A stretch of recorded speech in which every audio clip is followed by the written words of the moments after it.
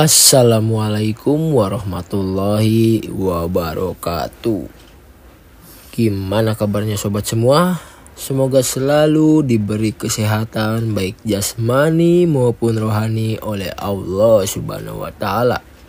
Kali ini gua mau membahas kisah yang berjudul Pendakian Gunung Lawu di Bulan Purnama. Cerita ini gua dapet dari aplikasi X dengan nama Wahyu Arianto atau bahasa disebutnya Wah. Oke, langsung aja, kalian penasaran kan?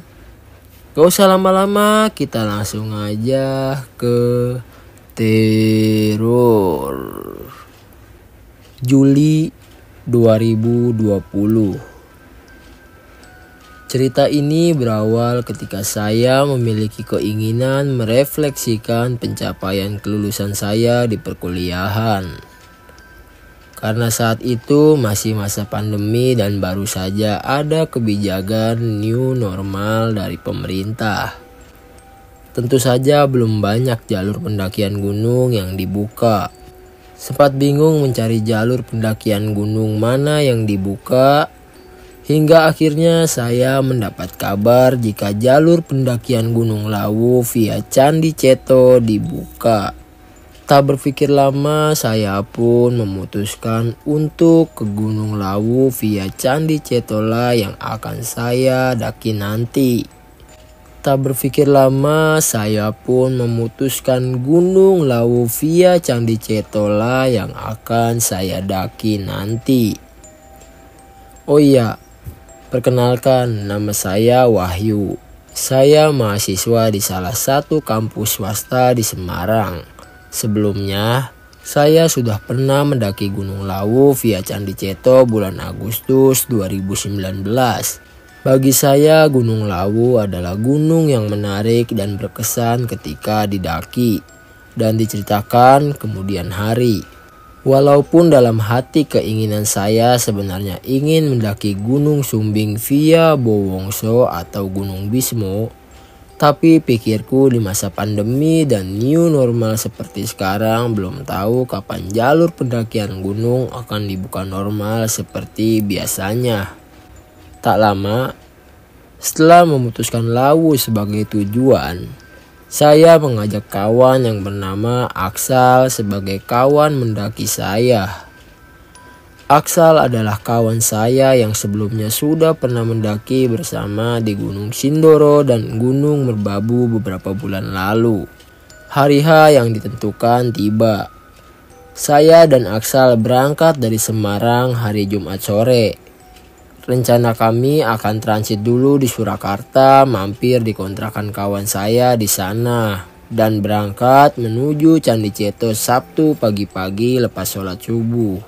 Hari berganti, dan azan subuh pun berkumandang.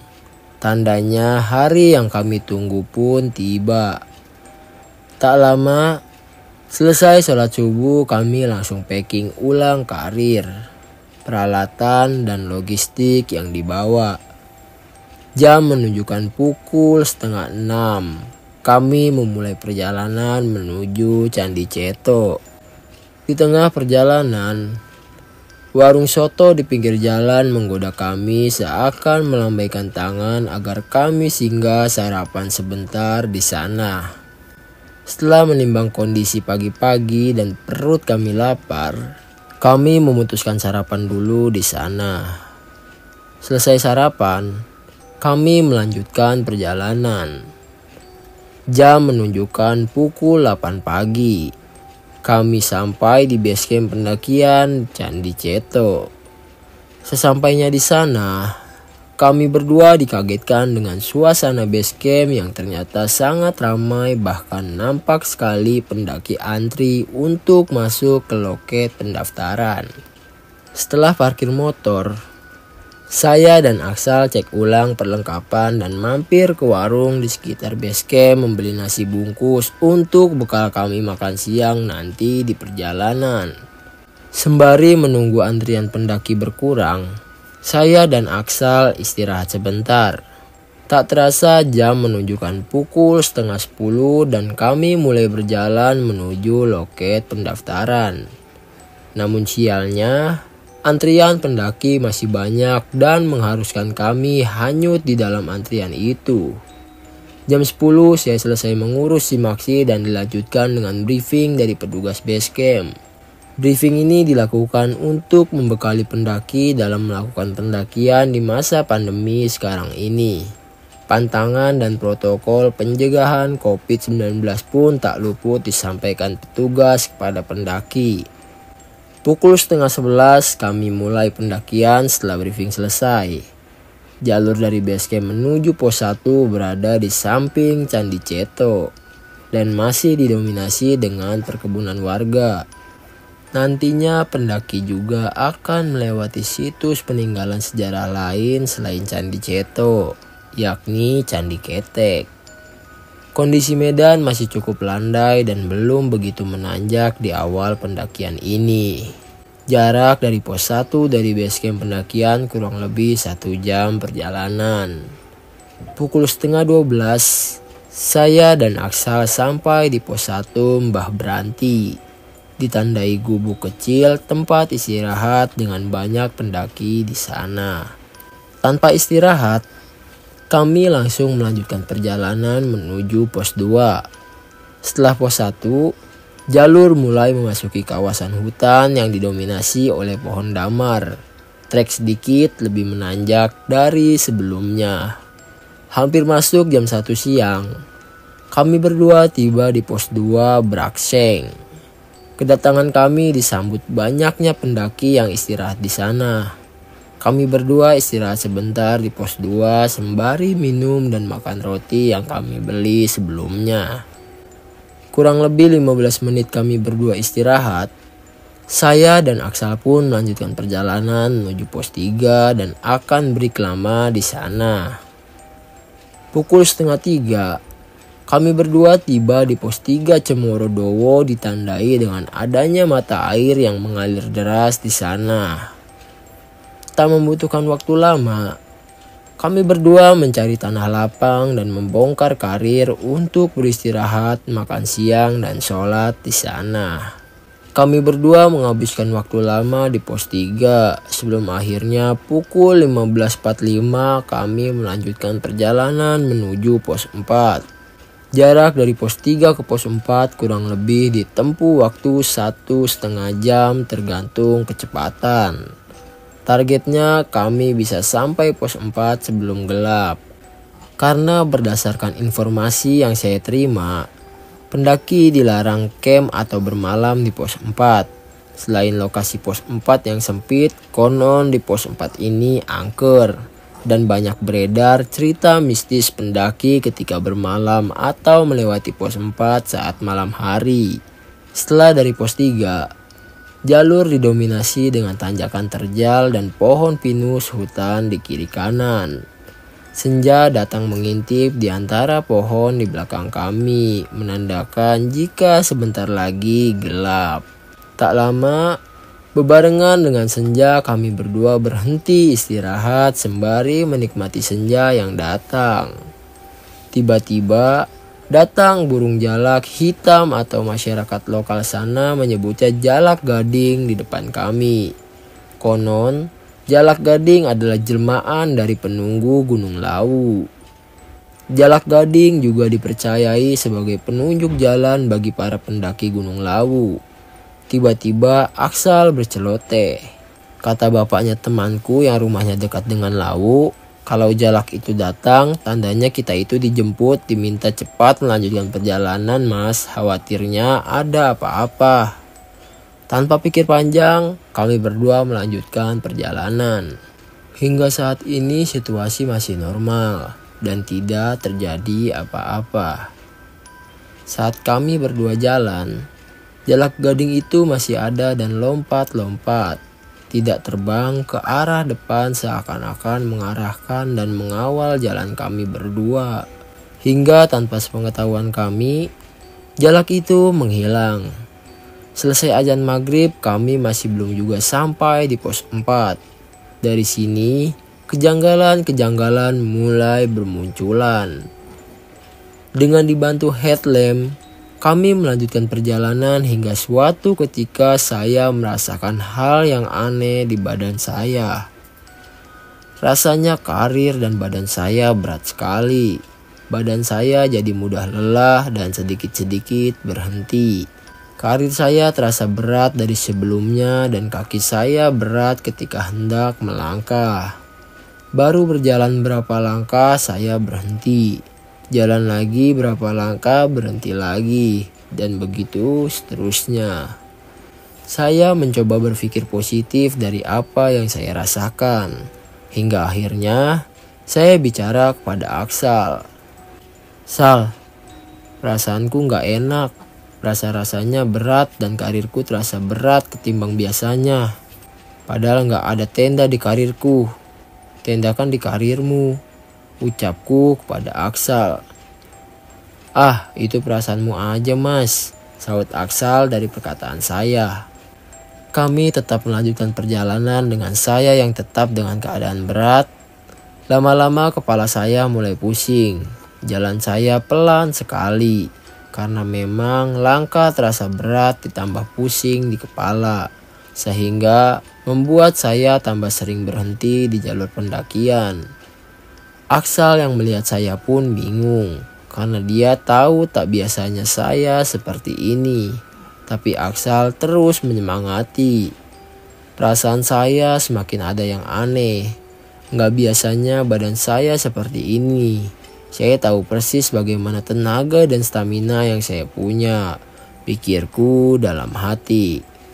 Tiba-tiba saya ingat dengan video vlogger di YouTube yang pernah saya tonton tentang keempat mistisan jalur pos 4. Ya Tuhan, pikiran saya semakin menjadi-jadi, tapi saya tetap berusaha berpikir positif dan mulai berdoa dan bersolawat di sepanjang jalur. Sampai suatu ketika, tiba-tiba saya mencium bau harum di jalur pendakian. Sontak saya berhenti dan mencari dari mana asal bau itu berada.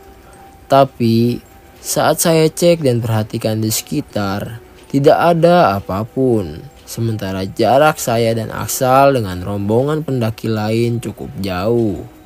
"Bau harum apa ini?" tanyaku dalam hati. Tak saya hiraukan. Begitu lama kami berdua tetap berjalan dan bau harum itu datang tidak hanya sekali. Entah Aksal juga mencium baunya atau tidak, saya tetap berjalan hingga akhirnya terdengar dari kejauhan suara ramai pendaki. Ternyata di atas pos 4 Penggik. Di sana kami berdua istirahat sebentar setelah susah payah berjalan dari pos 3. Saya tetap berdoa dan bersolawat agar badan saya kembali pulih dan normal kembali. Jam menunjukkan pukul 18.30. Saya dan Aksal mulai melanjutkan perjalanan menuju pos 5 Bulak Peperangan. Di atas dari balik pepohonan tampak bulatan cahaya yang sangat terang. Aksal sempat mengira itu cahaya lampu dari pendaki. Tapi anggapannya salah. Ternyata cahaya itu berasal dari bulan yang bercahaya sangat terang. Benar saja, ternyata malam ini adalah bulan purnama. Bahkan berjalan tanpa menggunakan headlamp pun masih bisa terlihat. Alhamdulillah, mulai dari sini badan saya sudah terasa enak dan lebih baik dari sebelumnya. Kurang lebih 40 menit berjalan, anehnya gantian. Aksal yang badannya mudah lelah padahal jalur pendakian menuju pos 5 banyak bonus datarnya. "Kok sekarang gantian kamu yang sering kelelahan, Sal?" tanyaku ke Aksal. "Gak tahu juga mas, rasanya lelah dan ini jalur gak ada habisnya," jawab Aksal dari pertanyaanku. Melihat Aksal seperti itu, saya berpesan kepadanya agar selalu berdoa dan sholawatan di sepanjang jalan. Kemudian, saya dan Aksal tetap berjalan melanjutkan perjalanan. Suara angin kencang terdengar jelas menemani perjalanan kami, pertanda jika badai sedang terjadi. Untungnya jalur pendakian yang kami lalui masih di dalam hutan. Jadi banyaknya pohon masih melindungi kami dari terpaan angin. Tampak dari kejauhan kerlip-kerlip lampu tenda. Tandanya di depan banyak pendaki bermalam di sana. Benar saja, di sana adalah sabana pertama. Angin masih bertiup sangat kencang dan sangat dingin ketika kami sampai di sana. Sampai-sampai Aksal berhenti dan merebah dan mengatakan, "Aku sudah gak kuat lagi mas, kita camp di sini aja ya?" Tanya Aksal. "Tidak Sal, masih lurus lagi tidak jauh. Kalau camp di sini, badai angin sangat kencang," jawabku. Berjalan 15 menit, kami tiba tepat di tikungan terakhir sebelum pos 5 dan kami memutuskan mendirikan tenda di sana. Jam sudah hampir 20.30, menunjukkan jika kami berdua berjalan hampir 2 jam dari pos 4. Tanpa pikir panjang, kami mendirikan tenda dan langsung istirahat. Tanpa makan, kami berdua bersiap tidur karena memang kami sudah sangat kelelahan ditambah suhu udara yang sangat dingin. Agak lama tiduran karena saya belum bisa tidur. Tiba-tiba nafas saya berat dan suhu tenda berubah menjadi hangat. Saya ingin membangunkan Aksal, tapi waktu saya lihat dia sudah tertidur sangat pulas. Cukup lama saya mengatur nafas dengan terus berdoa hingga saya tidur dengan sendirinya. Konon bulak peperangan dulunya terjadi pertempuran antara pengikut Prabu Brawijaya V dan pasukan Adipati Capu yang mengejarnya. Sehingga muncullah mitos jika orang Capu dilarang mendaki Gunung Lawu karena Prabu Brawijaya mengeluarkan sumpah kepada Adipati Cepu. Jika ada orang-orang dari daerah Cepu atau dari keturunan langsung Adipati Cepu naik ke Gunung Lawu, maka nasibnya akan celaka atau mati di Gunung Lawu. Sampai sekarang, tuah sumpah raja terakhir Majapahit Prabu Brawijaya masih diikuti oleh orang daerah Cepu, khususnya keturunan Adipati Cepu. Kembali ke cerita.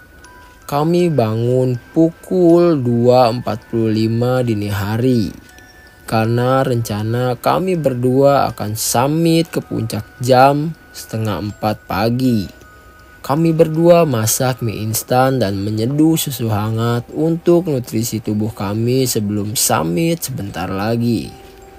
Setelah makan dan packing, kami mulai pendakian kembali dengan posisi saya berada di depan sedangkan Aksal di belakang. Udara pagi itu sangat dingin sekali. Saya perkirakan suhu saat itu kurang lebih 5 derajat Celcius. Kurang lebih 1 jam berjalan kami tiba di Gupakan Menjangan. Sangat banyak pendaki yang bermalam di sana.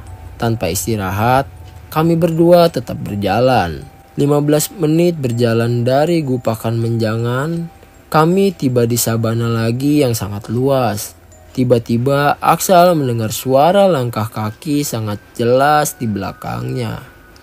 Saat dia menoleh ke belakang, tak ada siapa-siapa di sana. Berjalan lagi dan terdengar lagi. Menoleh lagi. Dan tetap tak ada apa-apa di belakang kami dan itu berlangsung lama. Aksal sempat mengira itu suara dari sepatu yang saya pakai. Tapi setelah dia perhatikan ternyata tidak. Aksal kembali menoleh ke belakang dan tetap tidak ada apa-apa. "Ayo mas agak cepat, di sini menakutkan," ucap Aksal. "Ada apa Sal?" tanyaku karena saat itu saya masih belum tahu apa yang sedang terjadi. "Gak apa-apa mas, nanti aja di bawah aku cerita," jawab Aksal. "Waduh, apalagi ini?" tanyaku dalam hati. Langkah kami percepat hingga tanpa sengaja saat saya menoleh sebelah kanan ke arah depan. Terlihat samar-samar ada sosok berwarna hitam. Dari kejauhan, seperti seorang bapak-bapak setengah tua. Sontak saya kaget dan bertanya dalam hati, apalagi itu? Saya menoleh lagi dan masih ada lagi. Ya Tuhan, apalagi ini? Saya istighfar berkali-kali dan tetap membaca doa. Saya selalu menunduk di sepanjang jalan. Cahaya headlamp selalu saya arahkan ke bawah. Sialnya, jalur pendakian melewati tak jauh di depan sosok hitam itu. Hingga akhirnya langkah saya tiba di depan sosok itu. Jaraknya tidak jauh dan tidak dekat juga. Saya nggak berani melihatnya dan pandangan saya tetap ke bawah. Refleks saat itu saya mengucapkan salam sangat pelan.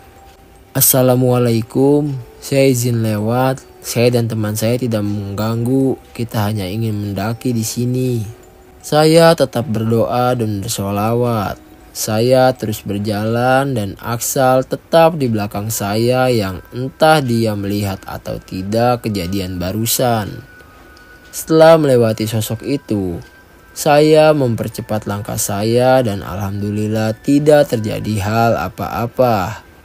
Jam menunjukkan pukul 4:30, tapi kami belum juga tiba di Pasar Dieng.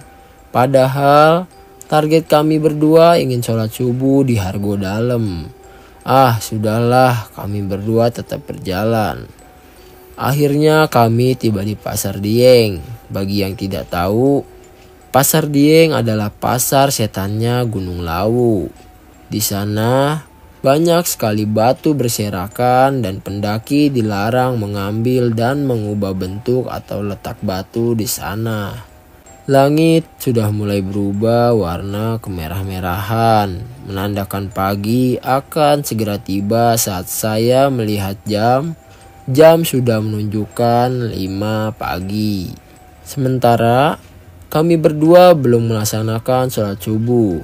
Dalam hati saya berpikir, setelah apa yang terjadi, jika kami sholat di Pasar Dieng, apakah aman dari yang menunggu di sini? Dengan memantapkan hati, bismillah, kami berdua berhenti tepat di dalam Pasar Dieng dan sholat subuh di sana. Alhamdulillah tidak terjadi apa-apa. Tapi sangat terasa jelas hawa di kawasan Pasar Dieng sangat berbeda dari kawasan yang lainnya.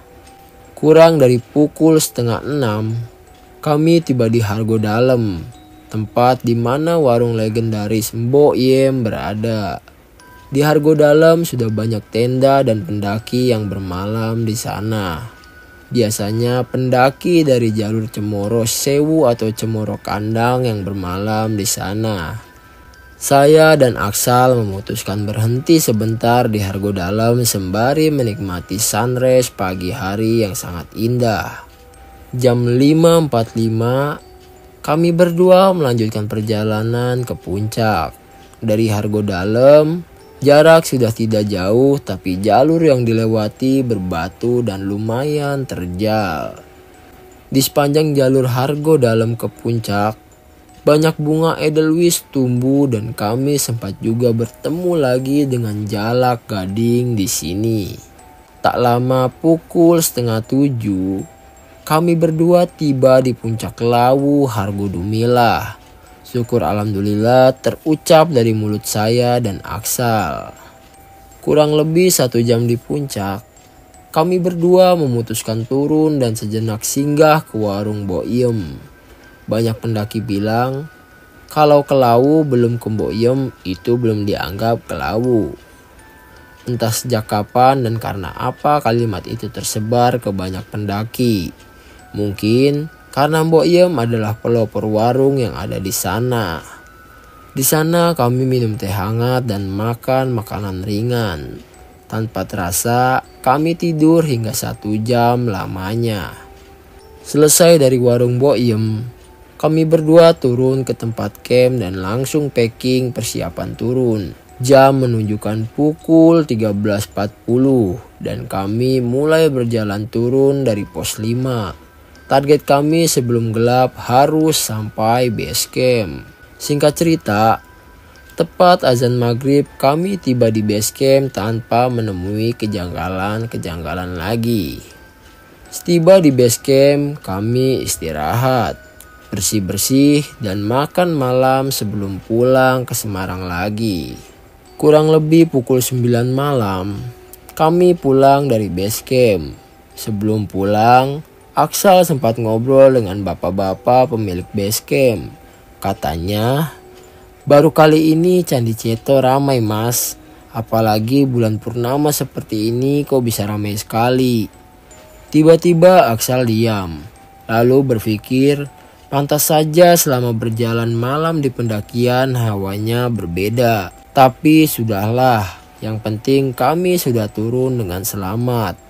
Alhamdulillah selesai juga perjalanan kali ini, pikirku dalam hati. Belum lebih dari 1 menit dan belum ada turun 100 meter kami berjalan. Tiba-tiba rem motor Aksal blong dan tidak berfungsi. Sontak kami berdua kaget campur takut karena memang posisi jalan masih turun.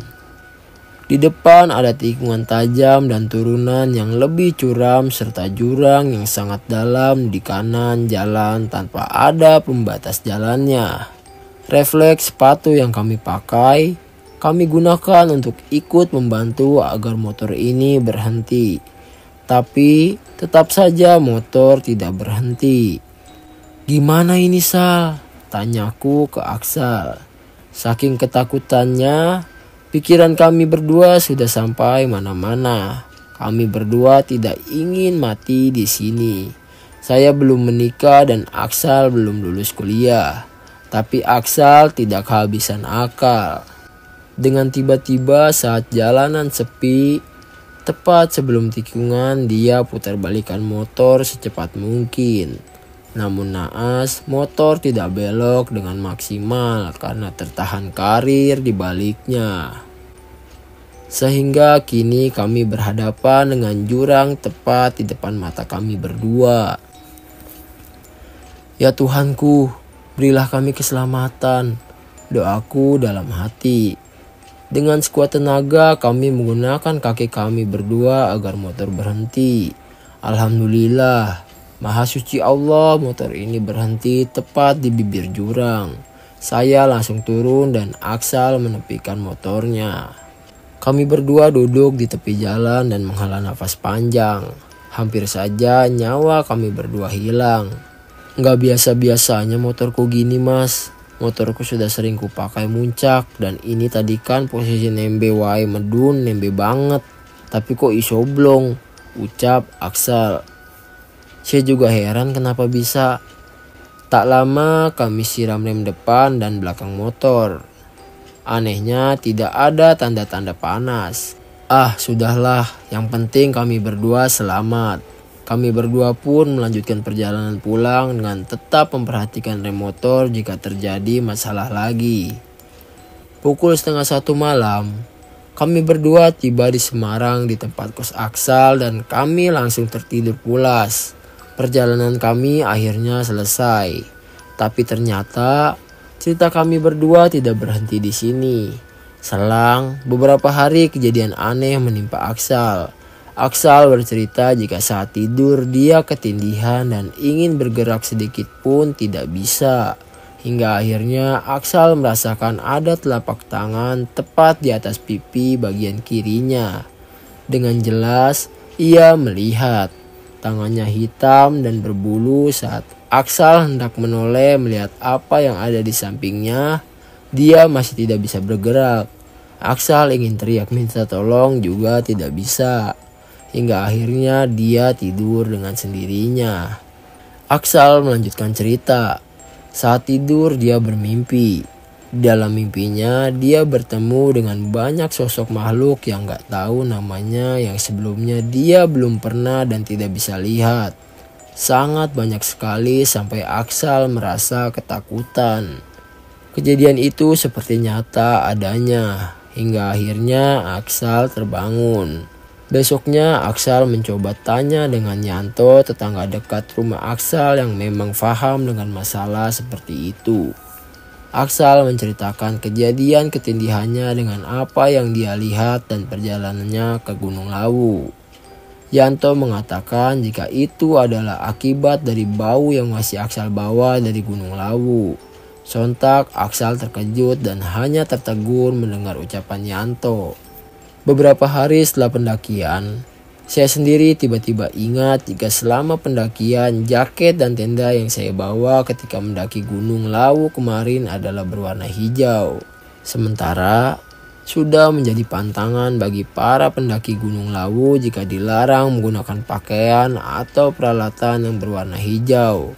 Saya hanya diam saat mengingat itu. Betapa beraninya saya, pikirku dalam hati. Apa iya kejanggalan-kejanggalan selama pendakian diakibatkan jaket atau tenda berwarna hijau yang saya bawa? Wallahu alam. Yang penting alhamdulillah kami berdua bisa kembali ke rumah masing-masing dengan selamat dan tak kurang satu pun. Pelajaran yang bisa saya ambil dari perjalanan ini adalah tetap sopan ketika kita melakukan kegiatan di alam bebas. Mau bagaimanapun kita adalah tamu di sana. Hewan dan segala makhluk di sana adalah tuan rumahnya. Berlaku sopan adalah hal mutlak yang harus kita lakukan. Dan tetap ingat Allah Subhanahu wa Ta'ala dimanapun kita berada. Oke teman-teman, segitu aja kisah cerita dari Gunung Lawu. Kisah ini diangkat oleh akun X bernama Wahyu dan ceritanya mantap. Oke teman-teman, segitu aja. Buat kalian yang suka silahkan like, dan buat kalian yang gak suka silahkan dislike, dan buat kalian yang suka banget silahkan subscribe di bawah. Gua Panji Pandep, salam.